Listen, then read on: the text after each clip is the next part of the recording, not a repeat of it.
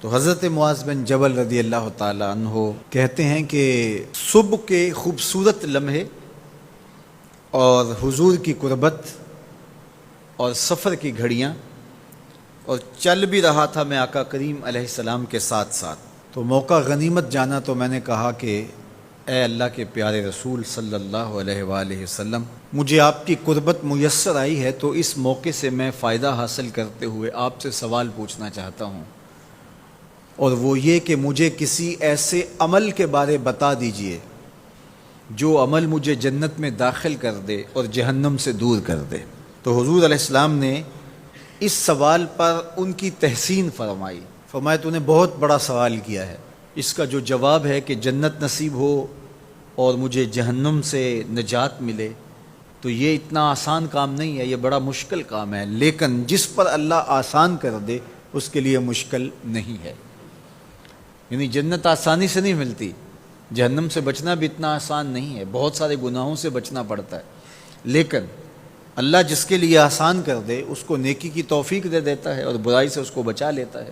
اگر تو چاہے کہ جنت میں جائے اور جہنم سے نجات ملے تو تمہیں اللہ پر ایمان بھی لانا پڑے گا، اور ایسا ایمان جس میں شرک کی آمیزش تک نہ ہو، اسی کی عبادت تیری زندگی کا مقصود ہو، اور نماز بھی ادا کرنا ہوگی، زکوٰۃ بھی دینا ہوگی، روزے بھی رکھنے پڑیں گے، اور تجھے حج بھی کرنا پڑے گا۔ جنت میں داخلے کے لیے یہ شرائط ہیں کہ تم یہ کام کرو گے۔ پھر ارشاد فرمایا میں تمہیں بھلائی کے دروازے ہی نہ بتا دوں۔ ارشاد فرمایا الصوم جنہ، روزہ ڈھال ہے۔ ڈھال آپ سمجھتے ہیں، اگر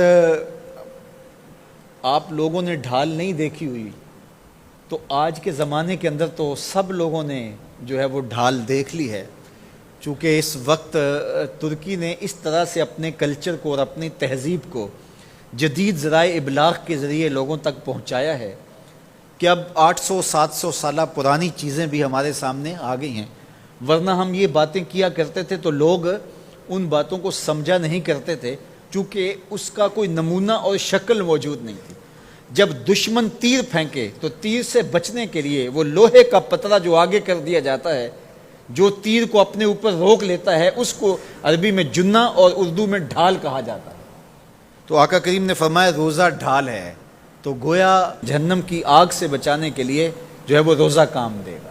وَالصَّدْقَةُ تُطْفِئُ الْخَطِیَّةُ، یہ گناہوں کو مٹا ڈالتا ہے، جس طرح کہ آگ کو پانی بجھا ڈالتا ہے، تو اس طرح جب صدقہ دیا جاتا ہے تو جو گناہ ہوتے ہیں وہ ایسے مٹتے ہیں کہ لگتا ہے یہاں گناہ تھے ہی نہیں۔ آگے ارشاد فرمایا رات کے پیٹ میں نماز ادا کرنا، یعنی تہجد کی نماز ادا کرنا۔ پھر حضور علیہ الصلوۃ والسلام نے یہ آیت پڑھی تتجافی جنوبہم عن المضاجع، ان کی کروٹیں بستروں سے الگ رہتی ہیں، خوف اور طمع میں وہ اللہ کو پکارتے ہیں اور وہ رات کو جاگتے ہیں، ان کی کروٹیں بستروں سے الگ رہتی ہیں، حتی بلغ یعملون، یہ آیت پڑھتے ہوئے آخر تک حضور نے تلاوت فرمائی۔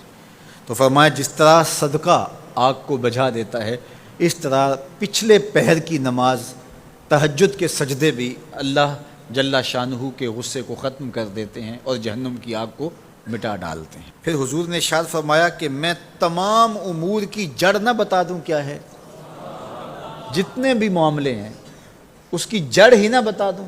میں نے جھولی پھیلا کے کہا حضور کیوں نہیں، خیرات ڈالی ہے، تو حضور نے ارشاد فرمایا راس الامر الاسلام، سارے امور کی جڑ اور بنیاد، سر اسلام ہے۔ اگر اسلام ہے تو عمل قابل قبول ہے، اور اگر اسلام ہی نہیں ہے تو پھر جتنے مرضی نیک عمل کرتے رہیں، جتنا مرضی پانی ڈالیں، جتنی مرضی کھاد ڈالیں، تو اگر جڑ ہی نیچے سے کٹی ہوئی ہے تو درخت ہو پائے گا؟ کبھی بھی نہیں ہو پائے گا۔ تو کہا جڑ اسلام ہے، اس لیے عقیدے کی صحت عمل کی قبولیت کی ضمانت ہے۔ تو تمام امور کی جڑ اور بنیاد اور سرا اسلام ہے، اور اس کا ستون نماز ہے۔ اور صحابہ نماز کے جس طرح پابند رخوگر تھے، تو وہ تاریخ کی روایات آپ دیکھ سکتے ہیں، آپ کو ایک صحابی بھی بے نماز نہیں ملے گا۔ وَذِرْوَةُ صَنَامِهِ الْجِهَاد، اور کوہان کی بلندی، چوٹی اسلام کی، وہ جہاد ہے۔ جہاد سے اسلام کو سربلند کیا جا سکتا ہے۔ اسلام کا چھٹا رکن ہے جہاد، اور ہمیں جہاد کی ترغیب بھی دی گئی، اور قیامت تک یہ جہاد جاری بھی رہے گا اور کبھی بھی ختم ہونے کا نہیں ہے۔ ہاں اس کے اصول و ضوابط ہمیں دیے گئے، جہاد کے نام سے فساد فی الارض نہ کیا جائے، لیکن جہاد کا انکار اسلام کا انکار ہے۔ یہ اسلام کی چوٹی ہے، ذروۃ و سنام کہا گیا، یہ کوہان کی بلندی ہے۔ تو حضور علیہ السلام نے آخر میں فرمایا کہ میں تمہیں سارے معاملات کی جڑ ہی نہ بتا دوں، خلاصہ ہی نہ بیان کر دوں؟ قلت بلا یا نبی اللہ، میں نے کہا اے اللہ کے نبی کیوں نہیں؟ فاخذ بلسانہ، حضور نے اپنی مبارک زبان کو پکڑا، فقال، اور فرمایا، کف علیک ھذا، کہا اس کو روک لے، اس کو کنٹرول کر۔ تو کہتے ہیں میں نے کہا اے اللہ کے پیارے محبوب صلی اللہ علیہ وسلم، جو ہم باتیں کرتے ہیں اس سے بھی مواخذہ ہوگا؟ یعنی عمل پر تو پکڑ ہوگی، لیکن جو ہم زبان سے بات نکال دیتے ہیں تو کیا اس بات پر بھی مواخذہ ہوگا؟ تو حضور علیہ السلام نے ارشاد فرمایا کہ لوگ منہوں کے بل یا ٹھوڑیوں کے بل جہنم میں ڈالے جائیں گے، یہ ان کے بولے ہوئے بولوں کی وجہ سے ہوگا، ان کی زبان کی کمائی کی وجہ سے ہوگا۔ تو اپنی زبان کی حفاظت کرو تو جنت کا داخلہ مل جائے گا۔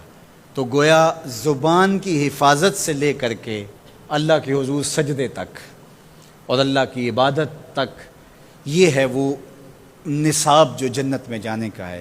اللہ ہم سب کو 5 گانا باجماعت نماز کی توفیق دے، اللہ ہمیں توفیق حج کی نصیب کرے، اللہ ہمیں رمضان المبارک کے روزے رکھنے کی توفیقات سے مالا مال کرے، اللہ اپنی راہ میں جد و جہد اور جہاد کی توفیق سے مالا مال